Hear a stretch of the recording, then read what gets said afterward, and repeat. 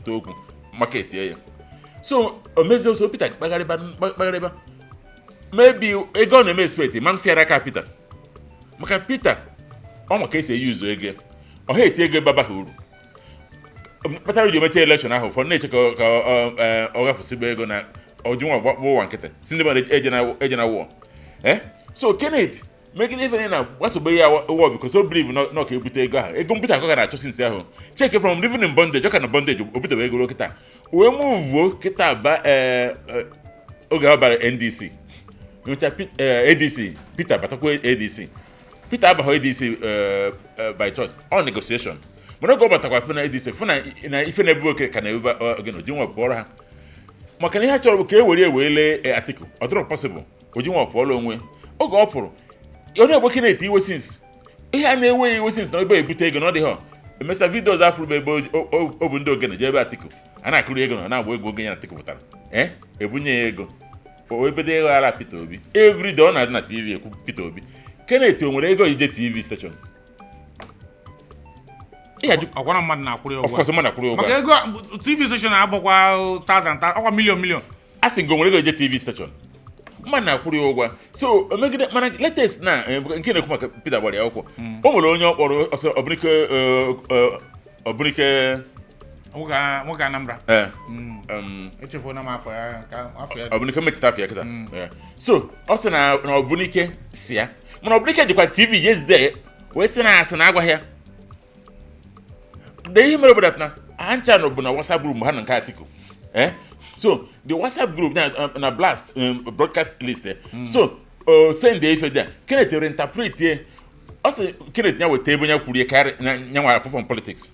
na asị na Peter Obi si aweta ego maka Kenneth na Peter Obi bụ stationist no ji na 10 million no ego jizo election Peter hapụ 76 billion na Anambra cover na achọ mmadụ one si wogene ihe okwuru bụ eziokwu 3 senators ka enwe na Anambra ego have not 20 million yeah 60 million the House of Reps how many I think about 9 or I won't know of it so yeah going to have with ebe ezodi poster national poster so nye ka say Peter na achọ Kenneth na mi ha money like what that na obodo G bụ senior advocate of Nigeria JSM all young guy obara na kwụsị okwu ike ka o meghara etu a o je tụtụta ezigbo lọkala aka emana onye nkoza holo ya na ọ teja mbel mana nke a bụ senior advocate ọ tụja nte pịachacha detonator tụtụ ya ken is die nye 7 days ọ sị na within 7 days ọ bụrụ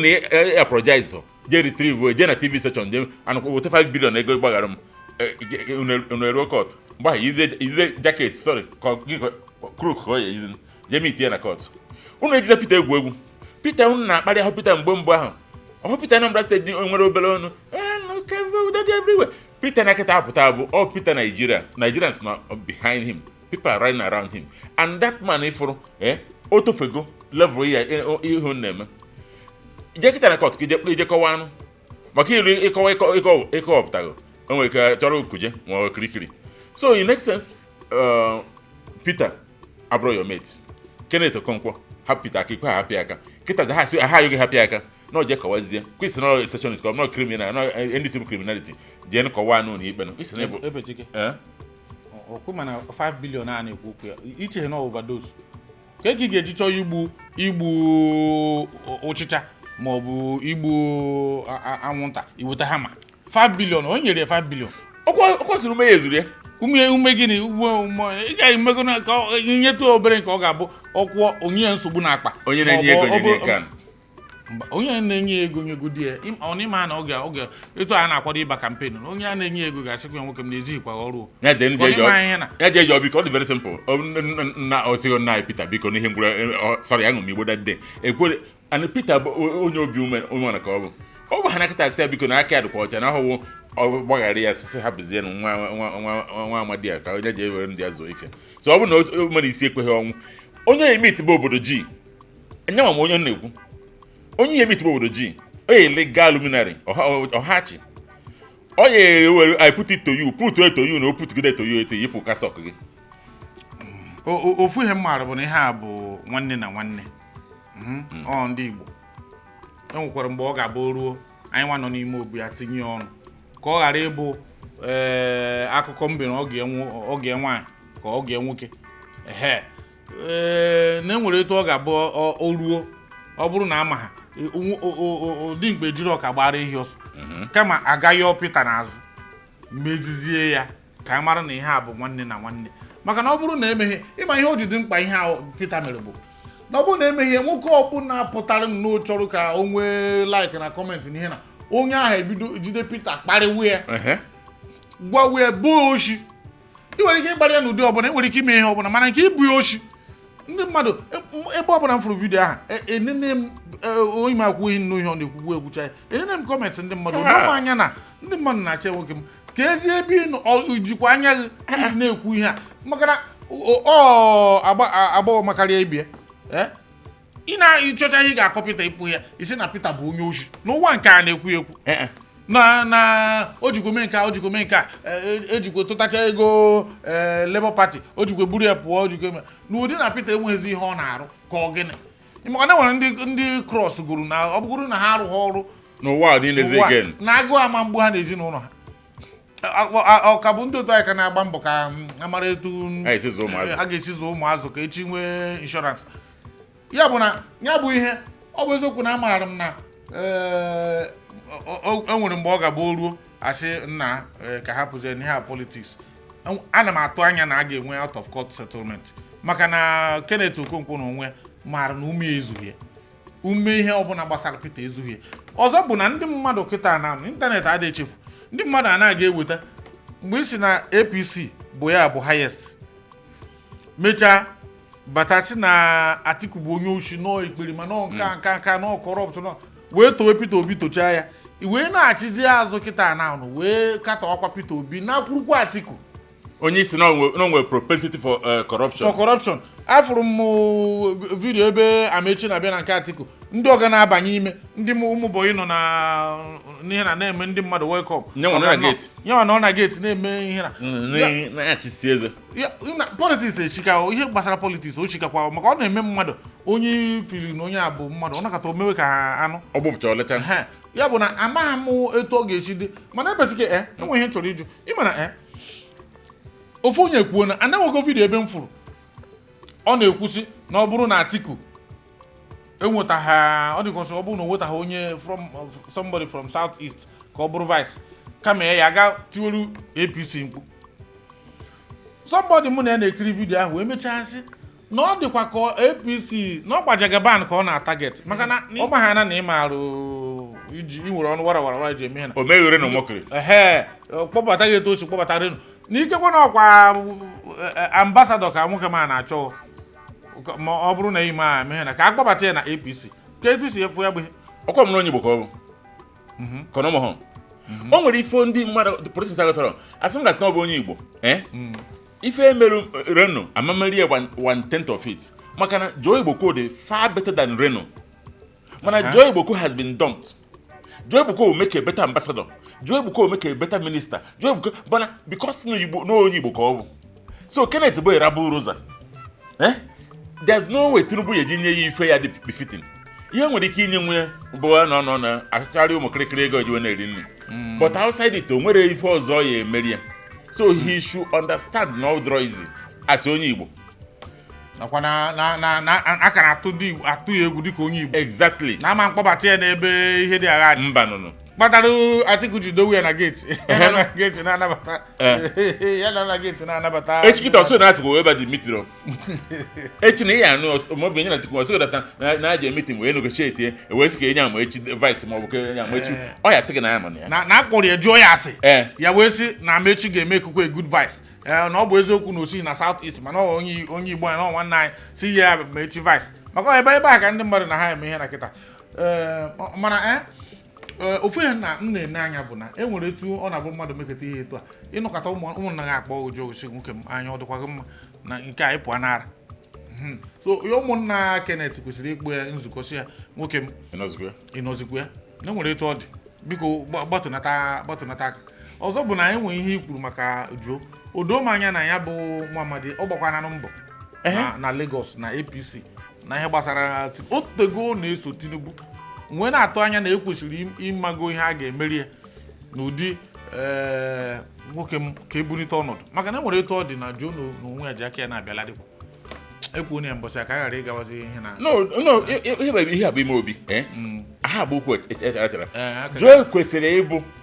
o kwesịrị na head a super agency na Lagos on a minister. More national, about the Omeko Lagos, yeah, I got yeah, national.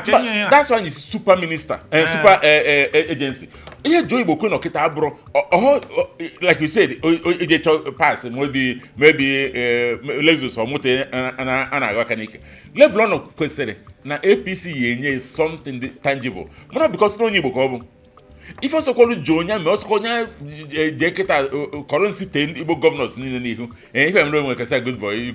we can number the Egon. Man, if a Joe Mele PC questioned by now, if I abo ambassador. So, it was good. Man, all the come animate women Jagaban would return his here. Onokata, or going here and first 11. I know that chip first 11, Chibata second 11. You can wobble and no way can on a third 11. Not on Kirube. Maconi Bokotonia, because I judge Bundi in a good better position. On wouldn't keep you the Tabafu on okay, only my Reno Hapar president not called Faneka there. Can you busy join and Abby sent so? So you might cover that now. Kenneth Yamada top Tinubuki in a day. Ebata, Yadan na 4011. Adema, I couldn't have boku. The kind of my hair or go one and a one name on Adema. Macanobro na Baha Uzo Remba or ditch. Yeah, when Andia Waro Pito be a good court. Eh? Peter Carriana Hipotana na Kenneth Okonkwo we be aside mbano deep when I carry go shut up. Yeah, when you all the mate to have there. Nwoke makwa Ibola ya mgba gagodu no ka amaro etu esi me. Maka ihe okwu na national TV. Kwuo ihe niile kwuo nta kwuo imoni n'okwu. Ngwa ebe ọ bụ na so ofu ihe aha anyị ji jide Peter Obi na ọ dịghị corrupt. Na ị na-achọ igwa anyị na ọ dị corrupt. Mgbe bịazie gwa anyị na court. Anụmụ one thing menu onye isi na onye agwago bụ Obunika ọha egbu ọ pụta agara ahụ sigi with evidence na ekwu na akwụ no NDC na the terminal which other party na ana ke carry yourself ana Peter also be candidate so which is ana kwuri nke so Obunika agona ahụ na gị one we go case against Obunika sigi na gi nwe evidence gi wete. I know if for social media this morning, every Kenneth with the Catania or Bunika will say, no, you were Bruna. You make any sense at all. Over the receipt, you transfer over to NDC. After Peter there. When I never more banse can adopt Peter. Aquara. Open no for ye, my chief media Peter Valentine will be a name. Yana this man, they go to TV. Yana Kenneth TV. Ka do yibi. Makana renowned work also and with 3 PhD. Oh look how good this guy yibi. They encyclopedia. Epetike my hagem. I got kwa bata hani mobi.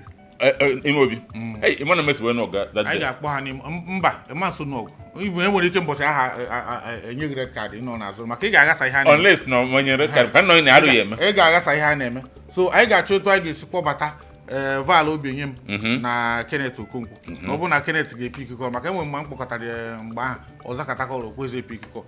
O nwere ụfọdụ na-abụ isi ha ịkọchara ha na ịchọrọ ka akpọpụta ihe ha ga nene nke imere eme weda ma nwere iso etiri ha mkpu before ha abịa. Etu a ka ọ dị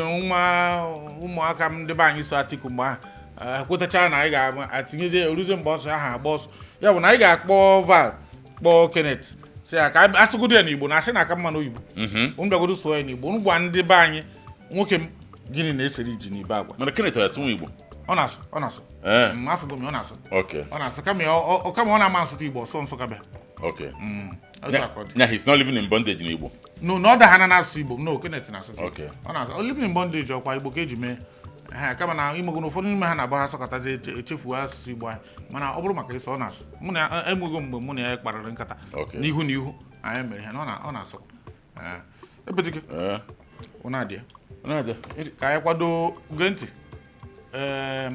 ọkwa na-ekwu okwu 5 billion ị ga-esokwa tụta ego so na ọ ka mma mgbe a ga-ayọ Peter isoro yọ Peter si ya mee maka ọ dakwa ha na nke na ọ ga-eweta 5 billion ma ọ bụrụ 1 billion ego 1 billion adịghịkwa nke ya na-eme 5 ma yọ Peter